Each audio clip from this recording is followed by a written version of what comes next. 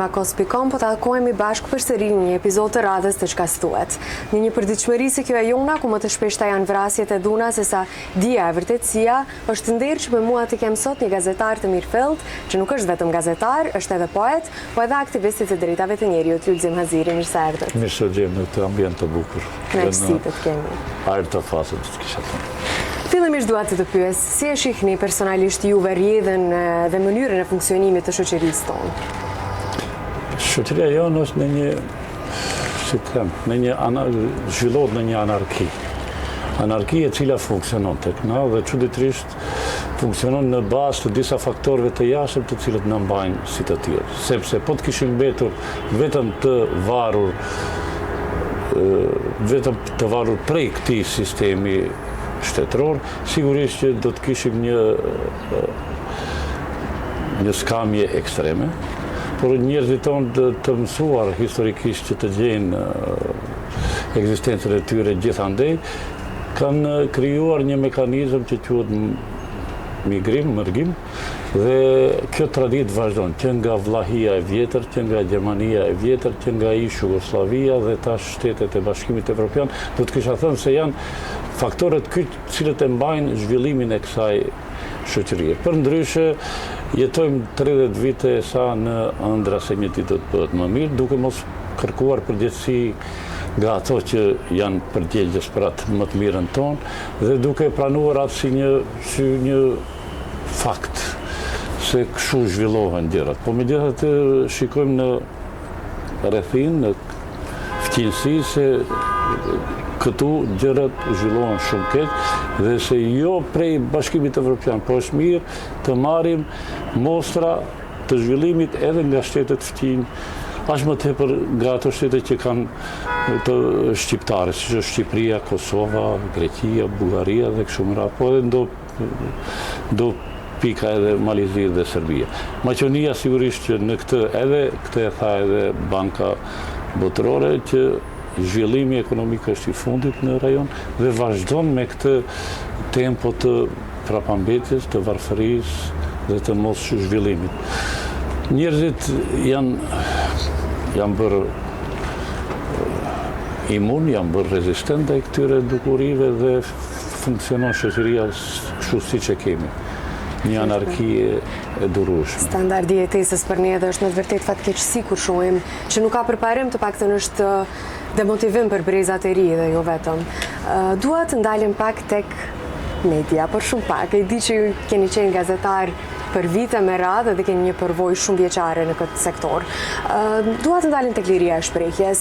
Marrëdhënia midis lirisë së shprehjes dhe përgjegjësisë sociale. A mund të shprehim çdo mendim dhe çdo pikpamjen tonën personale pa marrë parasysh ato pasojat që mund të ketë kjo për shoqërinë? Për shkak se liria e shprehjes është bërë një fenomen shoqëror tek ne që shpesh herë din edhe të del prej shinave dhe ekuilibrit. Mendoj se çdo mendim që është në interes të qytetarit është i lejueshëm.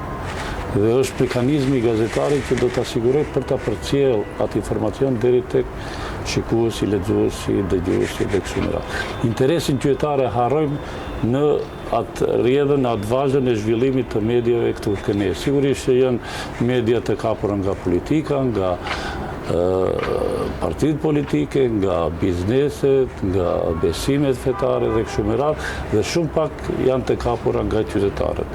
Përderisa do të vijë çasti që media do të jenë të kapura nga qytetarët, cilët do të kërkojnë përmes medias llogaridhënie nga ato që duhet të japin llogaritë, që t'i harxojnë parat e tyre, atëherë sigurisht që do të kemi një medie paksa më të zhvilluar. Po përgjegjësia është mbi të gjitha. Përgjegjësia ka mbetur individuale dhe është në një pozitë të keqe, do të kisha thënë, sepse kemi një vrull, një zhvillim të hofshëm, një përdorim të fjalorit denigrues, të shprehjeve që cenojnë lirinë e tjetrit, duke mos menduar për këtë. Kemi diskriminim të skajshëm dhe kështu me radhë. Sigurisht që një edukim medial i vazhdueshëm, do të kisha thënë, do t'i kishte bërë gazetarët edhe më profesionist në punën e vetes, sepse gjuha e urrëties mbi gjitha. Gjuha e urrëties është duke i bërë dëmin më të madh mediave. aq më tepër kur jemi në një fazë tranzitore mes mediave klasike dhe mediave moderne. Dhe keqpërdorimi bëhet pikërisht më tepër tek mediat moderne, mediat e sodit, siç janë rrjetet sociale, podcast dhe kështu me radhë, ku gjuha e urrëties është shqetësuese dhe shpeshherë individi këtë e paguan edhe me trauma, edhe me shqetësime familjare dhe kështu me radhë. Sigurisht që vetë si quhet ai modeli i vetë qeverisjes së mediave, vetë nuk kujtohet fjala se përdoret, nuk do të kishte hangër bukë tek mediat, aq më tepër tek portalet dhe media tjera online. Vetë rregullimi, më falni. Vetë rregullimi nuk është i mjaftueshëm dhe duhet një ligj paksa më rigoros në këtë drejtim me qëllim që spaku të mbrohet individi nga sulmet që mund t'i vinë nga mediat e ndryshme. Çështja tjetër është pastaj edhe zhvillimi i mediave hulumtuese, të cilat sigurisht që do të ndikonin në kërkimin e llogaridhënies nga ana e qytetarëve, biznesmenëve dhe kështu me radhë. Dhe një zhvillim është imanent për shoqërinë tonë, aq më tepër për shoqërinë shqiptare, sepse tek media shqiptare gazetaria hulumtuese është më pak e zhvilluar, ndoshta është tek tuk me raste incidentale, po të kesh një mekanizëm, një institucion, një medie, një gazetë ose një shoqatë e cila do të merret kryesisht me gazetari hulumtuese, tash për tash nuk e kemi. Ka kapacitet tek media shqiptare, tek gazetarët shqiptarë. Unë kam qenë një kohë të shkurt në një rol të monitorimit të mediave gjatë kohës së zgjedhjes. Tuat e kam përsëritur disa herë që media shqiptare ishin shumë më profesionale në drejtim të gjithë përfshirjes së partive politike në raportim se sa që ishin mediat maqedonase, të cilat ishin ekstremisht të kapura nga pushteti. Dhe kjo si një vlerë e cila duhet të na japë shpresë, një ditë sigurisht që mund të kemi me një organizim më të mirëfillt edhe një gazetari më të zhvilluar hulumtues me qëllim që t'i nxjerrim para gjyqit, para opinionit, para qytetarëve, të gjithë ata që keqpërdorin mjetet e tyre, keqpërdorin pozitën e tyre dhe kështu me radhë. Nuk dyshojt ajo se ka gazetarë të gatshëm dhe të përgatitur edhe kompetent për këtë fushë, mirë po edhe vetë mos funksionimi, do të kisha thënë i shtetit, ndikon të ato se a do të ketë pasoja, sa do të jetë rrezikshme. Nuk është profesioni i lehtë. As më tepër nuk është i lehtë gazetaria hulumtuese, e cila përballet me kemi raste tragjike në botë me gazetarët hulumtues, qoftë edhe në vendet e Bashkimit Evropian. Gjithandej është një profesion i rrezikshëm, i papaguar sa duhet, por sigurisht që përderisa do të ketë idealist, do të ketë edhe gazetari hulumtuese. Shpresoj shumë. Sa është rëndësishme edukata mediatike për qytetarët që të dallojnë ato informacionin e vërtet nga manipulimi dhe propaganda që bëhet vazhdimisht? Vjen nga një shoqatje qeveritare, ADI, e cila her pas here ka trajnime për të rinjt që të mund t'i dallojnë lajmet e rreshme, që t'jenë më kritik ndaj gjithë asaj që i servohet aty në një oqean të madh të informacioneve siç janë mediat sociale. Por duke se kjo nuk mjafton. Nuk mjafton sepse vërshimi është më i madh se sa mundësitë për ta përballuar të njëjtin. Dhe si vetëm në shpresë në këtë drejtim e shoh sistemin mësimor, kur edukimi ose arsimimi medial duhet të kalojë përmes kurrikullave në sistemin arsimor. Siç kemi lënë të ndryshme shoqërie, natyre dhe kështu me radhë, sigurisht që edukimi medial do të krijonte qytetarë më të lirë, do të krijonte qytetarë më të pavarur, do t'i edukonte nxënësit, fëmijët të rinj që të dallojnë se cili është manipulimi, cila është arena që i imponohet si fakt, si e vërtet dhe kështu me radhë. Disa shoqata janë duke punuar në krijimin e kurrikulave, po vendimi politik sigurisht mbi gjitha do të kisha theksuar, është i domosdoshëm që kjo çështje të rregullohet, fillohet të riun ta përgatisim për këtë shekull, sepse është një shekull tepër dinamik, shekull ku mediat sociale dhe interneti e atakon as më tepër nxënësin dhe të riun i cili është i papërgatitur për këtë çështje, e takon gjithandej dhe një sfidë që mund t'i bëhet kësaj këtij vërshimit të lajmeve të rrezikshme, manipulimeve dhe tjerë, është sigurisht që ndër të tjera edhe sistemi shkollor, dhe jo vetëm fillor, po edhe i mesëm dhe kështu me radhë, me qëllim që të krijojmë një masë kritike të rive, të cilët fillojnë të dallojnë të vërtetën nga mashtrimi, sepse në ditë sotit të dy këto kategori merren si të barabarta dhe më shpesh mashtrimi merret si e vërtetë dhe e vërteta merret si dobësi ose si mashtrim.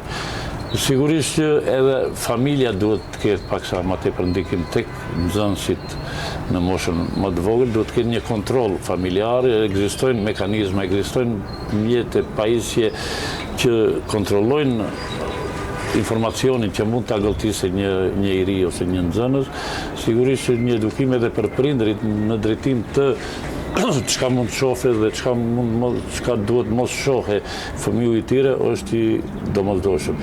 Unë ja shoh për të madhe edhe shoqërisë civile këtë drejtim, duhet të jetë më aktive në drejtim të kërkimit të krijimit të mekanizmave më të qëndrueshëm në drejtim të edukimit medial të rinjve, sepse tek të moshuarit është paksa vonë, qytetarët janë të mbyllur në ato guaskat e tyre të quajtura mjete inteligjente, telefona celular, laptop dhe kështu me radhë, dhe është vështirë të njëjtë ta edukojnë. Po derisa nuk është vonë, sigurisht që fokusi ynë duhet të jetë nxënësit dhe të rinjt me qëllim që të krijojmë një gjenerat paksa më të edukuar medialisht. Patjetër, është shumë e rëndësishme që të krijohet një shoqëri e ndërgjegjshme dhe e përgjegjshme për gjërat që dëgjon edhe ti lexon dhe të mos bie prej këtyre mashtrimeve dhe propagandave. Dua të dalim pak tek letërsia, për shkak se unë di që jeni edhe poet dhe jeni ndër më të denjët në këtë fushë, kisha thënë me plot kuptimin e fjalës. Jam aktiv, jo i denj, por jam aktiv në aktivitete ndryshme, në takimet ndryshme dhe kështu me radhë. Të mos jeni modest fare për këtë pjesë. Si e shihni rolin e letërsisë në pasqyrimin e krizave sociale dhe të vetë shoqërisë? Kjo është një qasje paksa që është e kaluar në letërsi dhe letërsia ka pasur rolin revolucionar, rolin e edukimit të masave, rolin e forcimit të trungut etnik shqiptar dhe kështu me radhë. Dhe jo më kot edhe sot e kësaj dite më të dashur dhe më të preferuar janë shkrimtarët e rilindjes kombëtare, sepse ata kanë qenë aktiv në këtë drejtim social që e përmendni ju dhe shoqëror. Megjithatë letërsia ka tjetër, për mua ka tjetër rol. Roli i letërsisë është që të krijoj një lexues më mendje hapur, një lexues më tjetër fare, një lexues i cili është i gatshëm që ti pranoj dallimet tek tjetri, është që të njohë se cila është vërtetësia, që të njohë se cili është njeriu i mirë, sepse njeriu i mirë edhe lexon. Fatkeqësisht leximi tek na ka ra dukshëm dhe kjo e ndërlidh këtë pyetje me pyetjen paraprake dhe ai personi i cili nuk lexon letërsi të mirëfillt, sigurisht që i ofrohet mundësi tjera leximit si që në rrjetet sociale dhe sot e kësaj dite qytetarët sipas sondazheve më tepër preferojnë që të lexojnë nëpër mjetet e tyre të komunikimit se sa libra. Libri është një çështje që duhet të forcohet mbi gjitha, sepse libri e forcon njeriu. Libri e krijon njeriu, do të kisha thënë mbi gjitha, e bën njeriu më të mirë. Zdi, përveç knatësive tjera estetike, tash do të kisha thënë, letërsia shqipe duhet të krijoj qytetarë që përjetojnë knatësi estetike.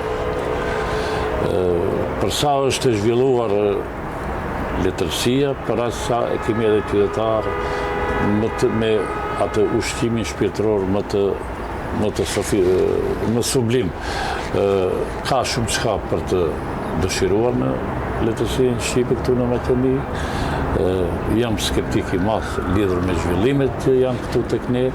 Nuk ka një zhvillim të qëndrueshëm, një zhvillim i cili do të krijonte vlera dhe të njëjta do t'i këmbenim me lexuesit tjerë. Është një e mirë që ne kemi qendra letrare, si shqiptar, si kryes letrar, kemi qendra letrare, siç është Tirana, Prishtina dhe të kisha thënë, edhe në Mallxhi kemi shkrimtarë të mirë dhe mund të komunikojmë përmes vlerave.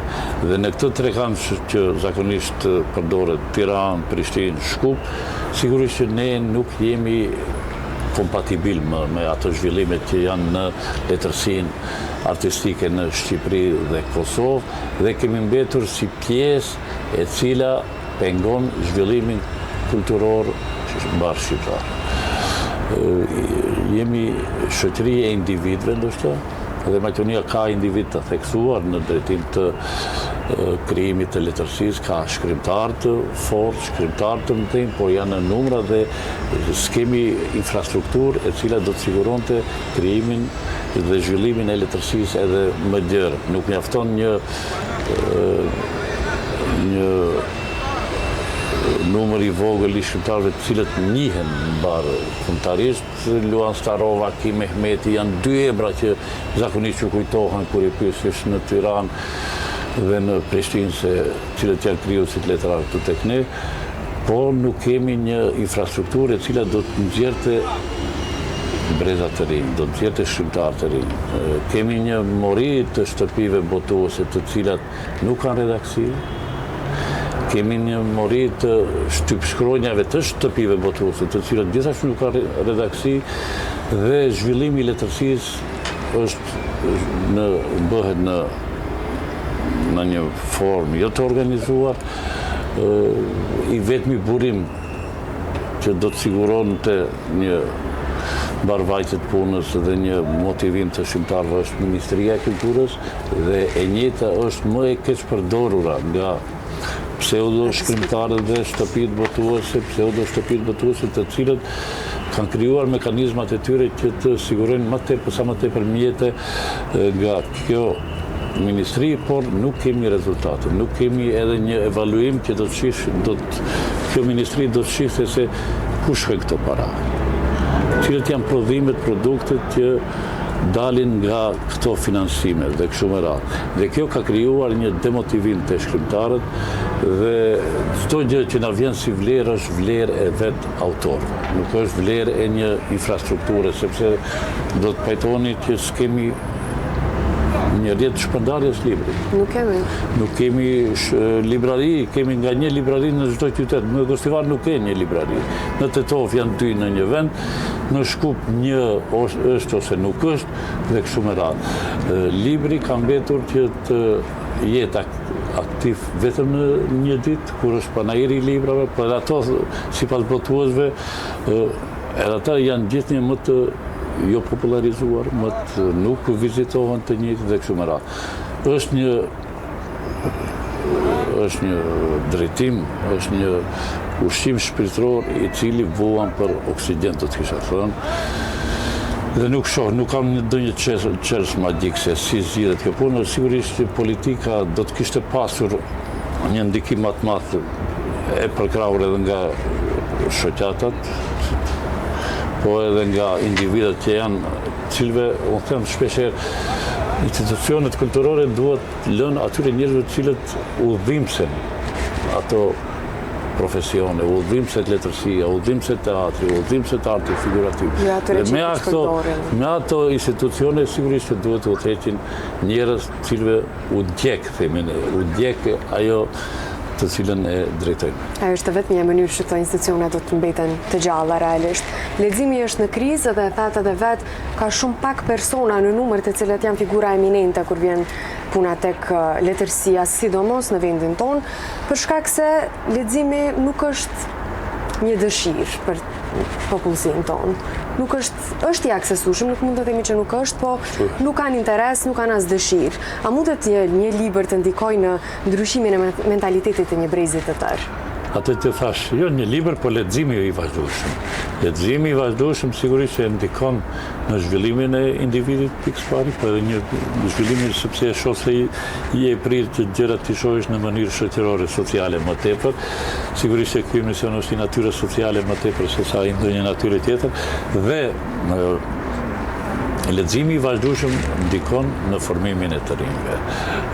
Përmendet se për sa lexojnë qytetarët. mundësia e leximit është e madhe tash, nuk është si më parë kur vështirë qarkullonin veprat letrare. Sot mund gjesh vepra letrare, qoftë në mënyrë elektronike, qoftë në gjatë një udhëtimi të shkurtër në Prishtinë ose në Tetov ose gjithandej nuk është se nuk i ofrohet letërsia e mirëfillt lexuesit, po lexuesi është i pa interesuar. Sigurisht që në shkollë fillore mungon ajo në tendenca që mësimdhënësi t'ia shpreh dashurinë ndaj librit, t'ia forcoj dashurinë ndaj librit vetë nxënësve. Nxënësit nuk lexojnë tash, edhe nuk ju kërkohet ajo që është si obligim i tyre për ta lexuar. Mjaftoj me do forma që kanë gjetur për të gjendur në situata të tilla, po leximi i vazhdueshëm mungon që në shkollat fillore tek të rritur tek shumë e radhë. Ka mbetur leximi si një akt individual i kënaqësisë individuale, i ushqimit estetik individual dhe kështu me radhë. Nuk jam i atyre që them që edhe punëtorit duhet lexojë letërsitë mirëfillt. Që ishte një çështje tepër e zhvilluar në kohën e komunizmit, në kohën e socializmit në Shqipëri, ku njerëzit lexonin me të madhe. Nuk është e thënë që një libër të ketë një tirazh 30.000 copë, po edhe ajo që është tirazh normal i një libri 500 deri 1000 copë duhet të gjejë lexuesin. Po lexuesi nuk gjendet, lexuesi krijohet. E krijojnë siç thash sistemi arsimor, e krijon vlera e produkteve që i jepet në treg, përkatësisht librat që botohen, sepse një shprehi dhe një qëndrim të formuar të lexuesit e prish edhe letërsia e keqe. Shija, për shembull shijen, edhe shijen e lexuesit mund ta prishë letërsia e keqe.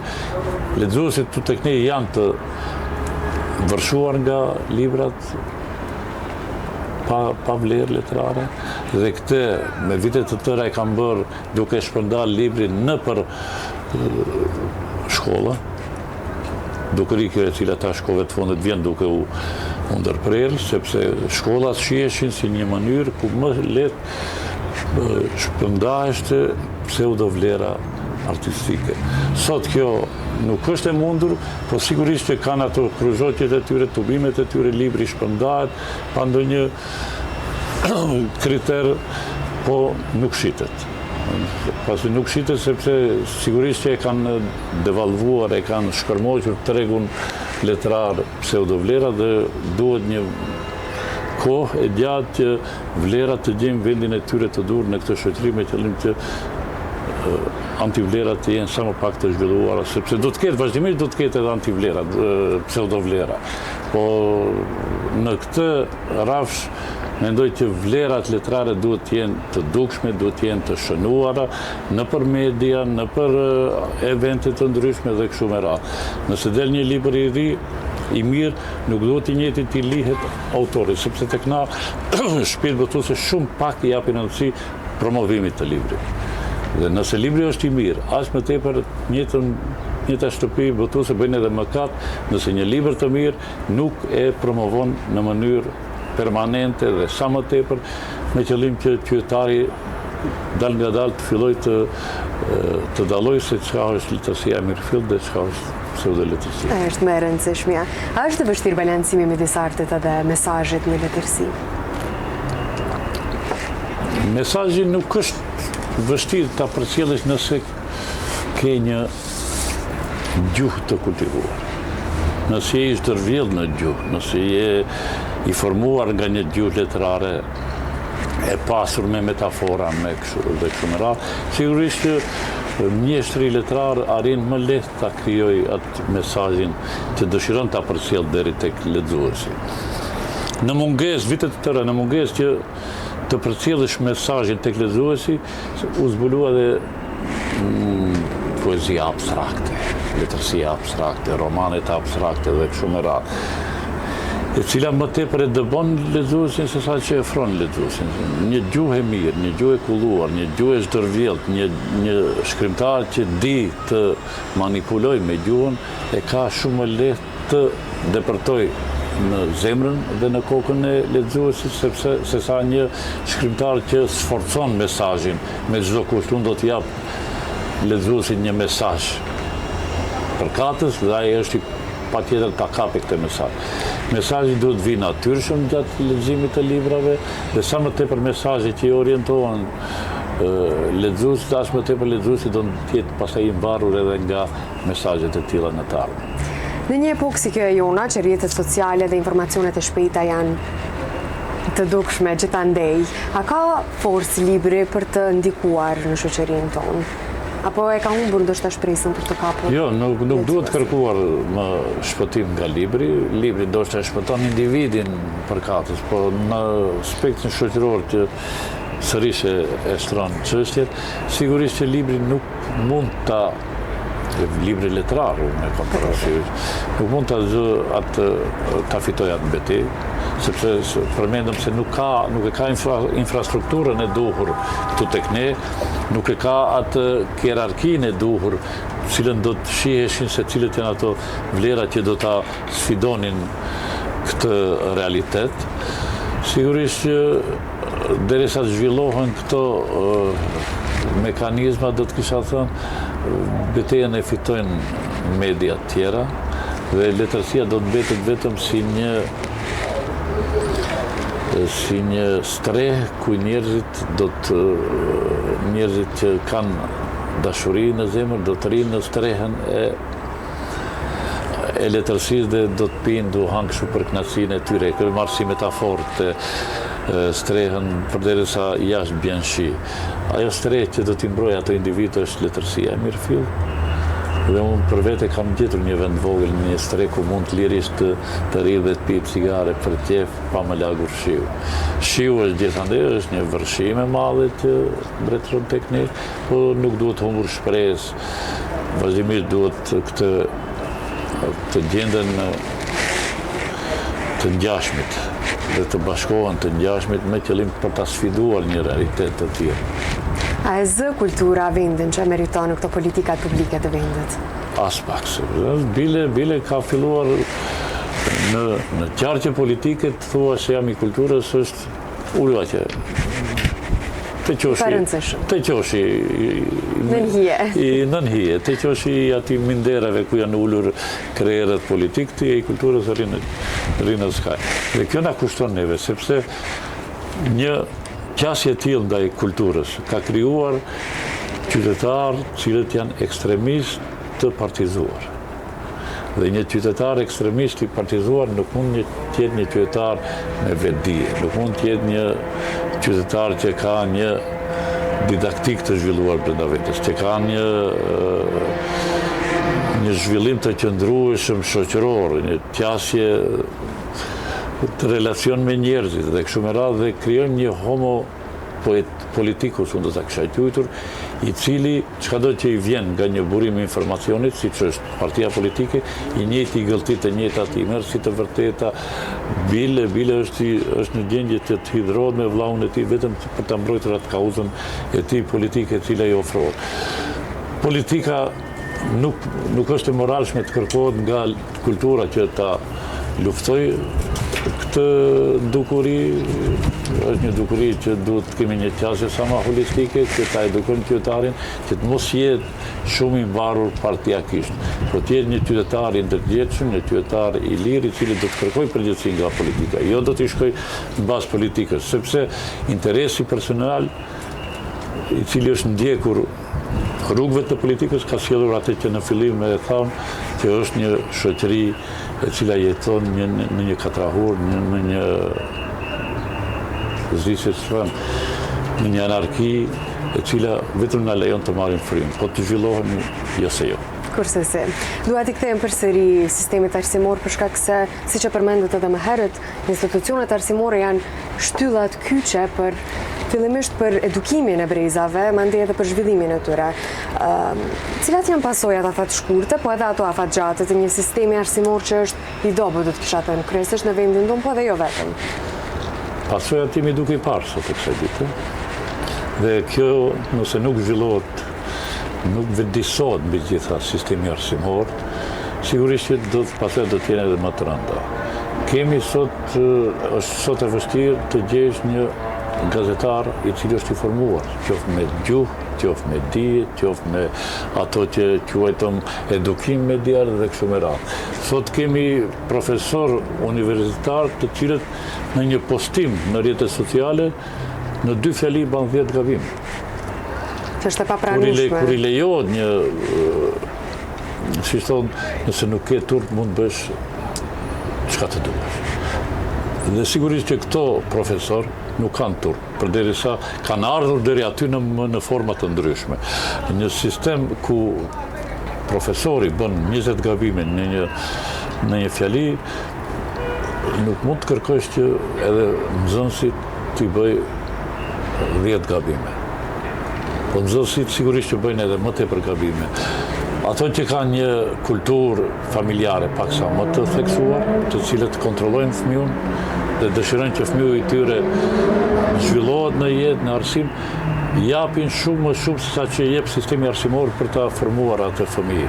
Sigurisht që nënat dhe baballarët në ato fëmijë që i shohim si fëmijë normal, mos do të kishim thënë, që njohin gjuhën, njohin kulturën, njohin mirësjelljen dhe kështu me radhë, janë më tepër pasojë e kulturës familjare që i jepet në shtëpi sesa nga kultura që është obliguar t'u jep edukimi që është obliguar t'u jepet atyre fëmijëve siç është sistemi arsimor. Sistemi arsimor është i çalë në Maqedoni dhe jo rastisht jemi në ato vlerësimet e PISA-s dhe gjithë ato që e masin arsimin në botë, jemi në vendet e fundit, ndër universitetet tona rangohen në 2000 e poshtë.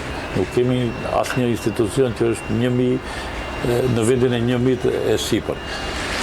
Sigurisht që nuk mund të krijojnë vlera ato që mësuesit, ustallarët që s'kan vlerat e tyre.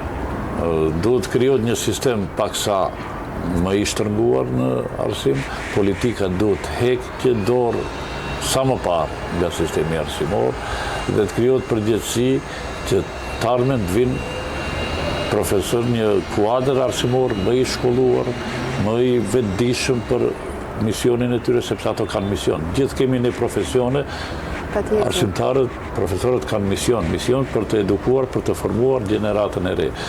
Dhe gjenerata e re sot është e dhunshme, gjenerat që ka zhvilluar gjuhën e urrejtjes, mjafton që të hysh në rrjetet sociale në Facebook dhe të shohësh të rinjt se sa janë agresiv, se çfarë gjuhë të urrejtjes kanë dhe kështu me radhë. Shumica e tyre, ato që janë pakisht, thash edhe një herë, janë produkt, janë rezultat i edukimit që vjen nga familja.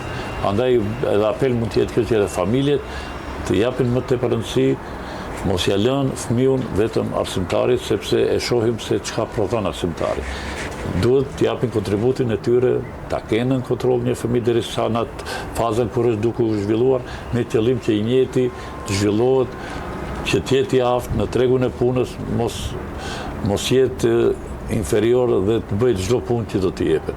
Po të dalin profesionistë të mirë për të zhvilluar këtë shoqëri. Unë kam përmendur gjithmonë që familja është realisht institucioni i parë social që ndikon në edukimin e fëmijëve. Në këtë ambient që e përmendëm, sigurisht që është edhe më i rëndësishme.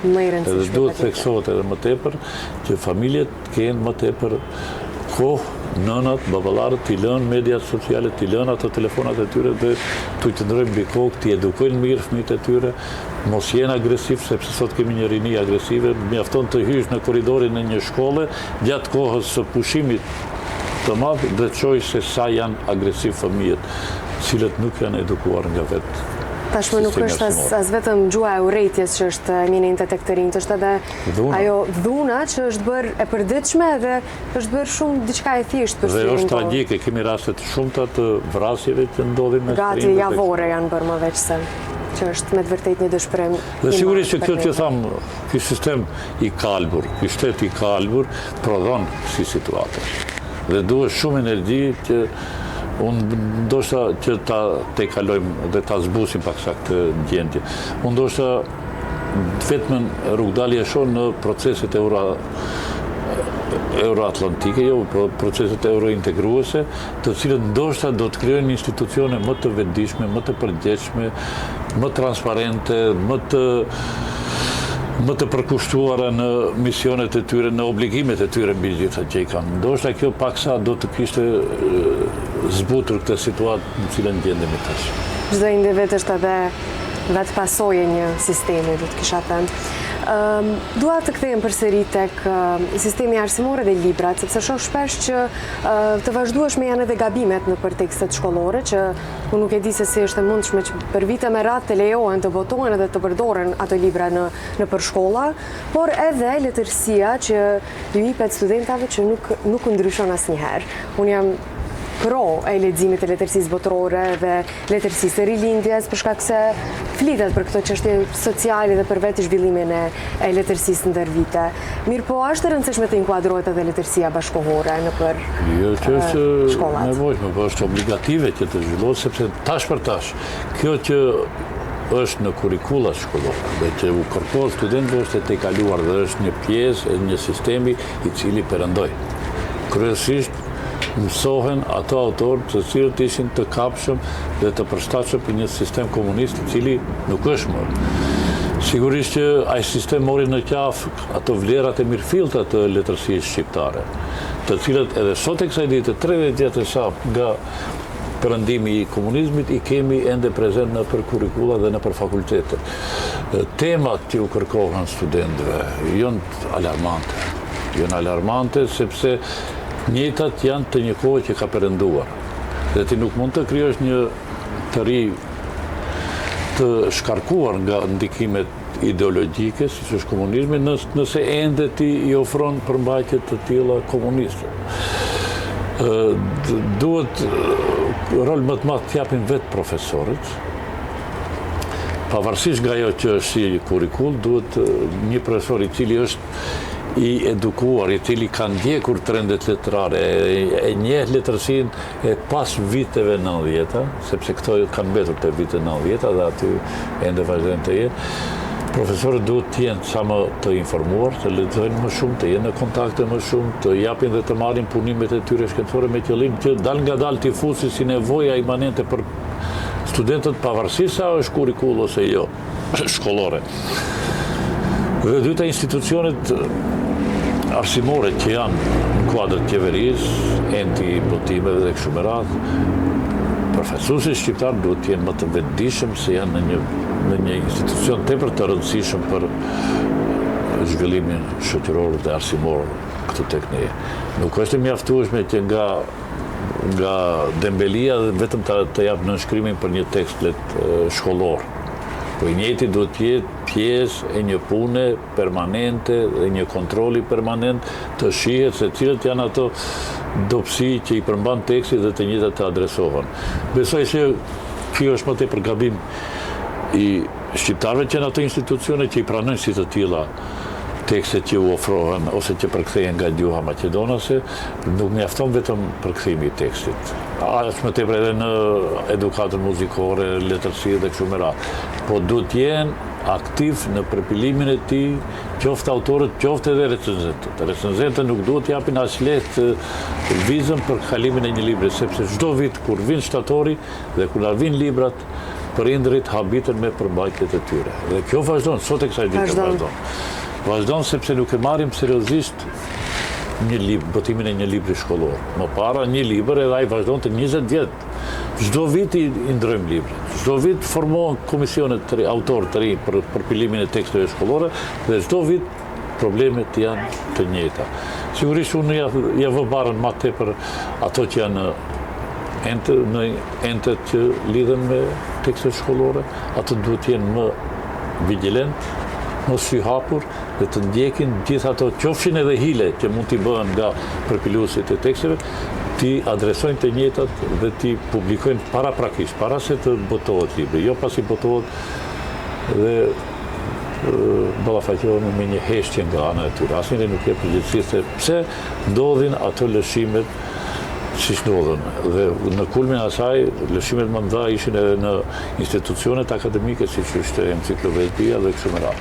Janë çështje që vazhdimisht na ndodhin dhe na kanë lodhur, na I humbin energjinë për çështje tjera më tepër, për çështje tjera siç është formimi I një ekipi I cili do të punonte vetë në përpilimin e një libri. Nuk do të mirëshim më libra të gatshëm të përkthyer nga gjuha maqedone dhe kështu me radhë. Është me të vërtet e lodhshme jo vetëm për ato që janë kompetent në këtë fushë, po edhe për të rinjt, për shkak se unë nuk kam shumë kohë që kam përfunduar shkollën e mesme dhe po flas në emër të rinjve në këtë moment. Kurrikulat, sidomos në gjuhën shqipe, po jo edhe në lëndë të tjera, janë me të vërtetë të mërzitshme shpeshherë edhe të rinjt ndonjëherë dojnë pak ndryshim edhe vetëm në këtë mënyrë arrihet që të zhvillohet arsimi edhe sistemi arsimor. Dua të kaloj pak në rrugën tuaj të aktivizmit. E përmendet edhe më herët shoqatën civile, cilat janë kauzat që ju angazhojnë më shumë edhe pse pikërisht ato? Asociacioni për Iniciativë Demokratike është një shoqatë i cili është formuar para 30 vjetëve. 31 vite. Dhe ndër të radhat shoqata shoqërisë civile aq më tepër në cilën antarësohen shqiptar, është aktive. Zakonisht jemi të prirë të shohim formimin e shoqatave të reja, për cilët shoqërinë civile e shohin më tepër si një trampolin për të kaluar në politikë. Ne që në fillim, shoqatën toni kemi thënë lam të mirë politikës, sigurisht që do të miremi me të, sepse na lidh puna, po pjesë vegël e politikës nuk është mirë, sepse nuk jemi shoqatë civile. Dhe 30 vjet jemi duke vazhduar të punojmë në drejtim të aktivizmit qytetar, në drejtim të luftës kundër diskriminimit, në drejtim të luftës kundër korrupsionit dhe kështu me radhë, në drejtim të një qytetari më të lirë. Na intereson që qytetari të jetë më aktiv, të dale nga ajo zona e komforit që ka krijuar brenda politikës vetë, brenda shtëpisë vetë, ose brenda telefonit të vetë. Neve na intereson një qytetar më i lirë, më aktiv, i cili do të marrë aksion në bashkësi, nuk do të presë që dikush tjetër të thotë se do të rregullojmë rrugën tënde. Po vetë qytetari të jetë aktiv për të marrë aksion në bashkësi ku jeton, të jetë një qytetar më mendje hapur, mos pranoj urdhra nga politika që vinë, vetëm do të përmes një shoku imi ma bëri qefin dhe më dha një vrull që edhe në moshë të vazhdoj që jem në shoqërinë civile. Djali i tij, 18 vjeçar, ka filluar të shkojnë për trajnime. Ishte edhe në trajnimin e organizatës tonë para një jave, kishim një hulumtim për migrimin e të rinjve nga Pollogu. Kishte qenë në një trajnim tjetër dhe i tregon babës vetë që profesori në fakultet u ka dhënë në një debat që do të mbahet, ju ka dhënë pyetje të gatshme studentëve. Studentëve ose nxënësve shkollës mesme nuk kam sigur, mos ka për fjalë. Po i njëjti, si pasojë e edukimit që ka pasur përmes shoqërisë civile, ka mohuar që të marrë pyetje të gatshme nga profesori. Ka thonë, unë jam një i ri i cili ka bindjet e mia, duhet të shprehi lirisht bindjet e mia dhe ato bindje do t'ja shtroj si pyetje musafirit që do të jetë në një tubim që ka tjetë. Ky është një arrirë që krijon qytetar më të lirë, qytetar më aktiv, cilët shumë lehtë, do të kisha thënë nga përvoja, politika na i merr.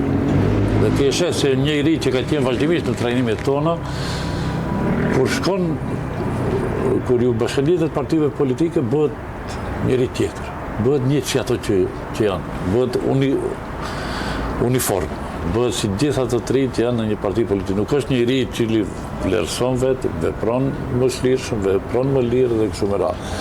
Ka dhe është vështirë në këtë punën tonë që të maten rezultatet, se dikush thotë çka keni bërë ju që 30 vjet që punoni. Them që nëse numëroj një numër analizash të bëra, një numër trajnimesh të cilët jemi munduar që qytetarët të edukojmë dhe kështu me radhë, ndoshta nuk është e kapshme për qytetarin, i cili nuk ja shtron atë pyetje që ma shtron mu, nuk ja shtron ati që i paguan të ati, që i paguan, që e ka zgjedhur. Ato pyetje që ma shtron mu, atë që të rezultatet e shoqërisë tënde, duhet ja shtrohe ati ministrit, duhet ja shtrohe ati drejtorit, duhet ja shtrohe ati deputetit dhe kështu me radhë, sepse të njëjtin e paguan me parat e veta. Dhe ne edukojmë që përveç se mund të pyesësh mua se cilët janë rezultatet e punës sime, duhet pyetur edhe ministrin, duhet pyetur edhe drejtorin, duhet pyetur edhe deputetin se cilët janë rezultatet e punës së tij. Përderisa Kemi të ri aktivistë cilët janë të lirë në shprehje dhe në shoqërimet e tjerit, ndoshta do të kemi një shoqëri civile. Edhe kështu siç është mjerim, është pa zhvilluar. Mos më pyet dikush se ndër shqiptarët cilët janë 2-3 shoqata të mos zhvilluara e kanë problem të mritë e treta.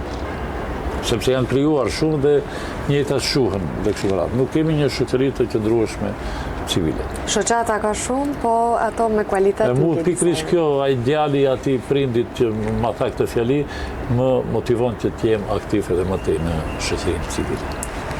Për fund, kam disa pyetje shumë të shkurta që dua dhe përgjigjet e tyre të jenë sa më të shkurta. A mendoni se një roman ose tregim mund të ketë ndikim më të thellë se sa një editorial apo raport lajmi? Shumë e vërtetë. Kur shkruani, ndiheni më shumë si artist apo si qytetar që ka një mision për të thënë diçka që nuk thuhet në publik? Ndjehem si lullëzimi i cili me ato fjali që i ka para vetes mundohet që të përcjell një mesazh deri tek tjetri. Ai marr parasysh gjithë ato faktorët tjerë. Patjetër. Çfarë pasqyron më shumë letërsia jonë sot? Problemet e përditshme apo temat e përjetshme? Merret me temat të përjetshme që janë të kaluar.